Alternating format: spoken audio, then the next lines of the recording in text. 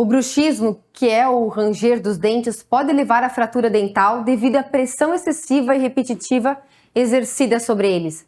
Esse hábito pode resultar em desgaste anormal do esmalte, exposição de dentina e, eventualmente, a formação de trincas e fraturas.